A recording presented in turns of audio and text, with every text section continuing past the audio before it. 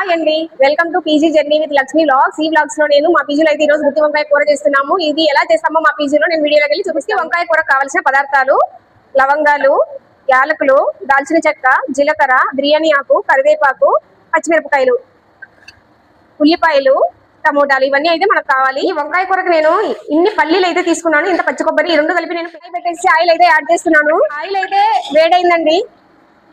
First జీలకర్ర అయితే add చేస్తున్నాను నేను. జీలకర్ర వేసిన తర్వాత బిర్యానీ ఆకు, లవంగాలు, దాల్చిన చెక్క, యాలకులు అన్నీ యాడ్ చేసుకొని మనం అయితే మిక్స్ చేసుకోవాలి బాగా. ఇది మీడియం ఫ్లేమ్ మీద మనము మిక్స్ చేసుకోవాలి, మాడిపోకూడదు. ఇది వేగాక కరివేపాకు యాడ్ చేశాను, పచ్చిమిరపకాయలు యాడ్ చేయాలి, యాడ్ చేసుకోవాలి. ఇప్పుడైతే ఆనియన్స్ కలర్ చేంజ్ అయినాయి.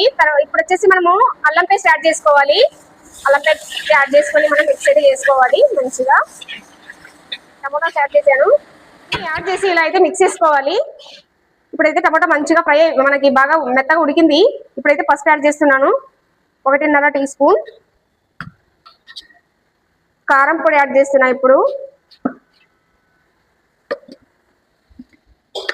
మీరన్నీ కూడా మీకు తగిన మోతాదులో యాడ్ చేసుకోవచ్చు. ధనియా పౌడర్ కొంచెం, వేరుశనగ పప్పులు, కొబ్బరి పేస్ట్ అయితే నేను యాడ్ చేశాను. యాడ్ చేసి మిక్స్ అయితే చేస్తున్నా, మిక్స్ చేసుకోవాలి. వంకాయ కూర అయితే మనకు రెడీ అయిపోయింది. లాస్ట్ లో నేను కొత్తిమీరతో గార్నిష్ చేసుకుంటున్నాను.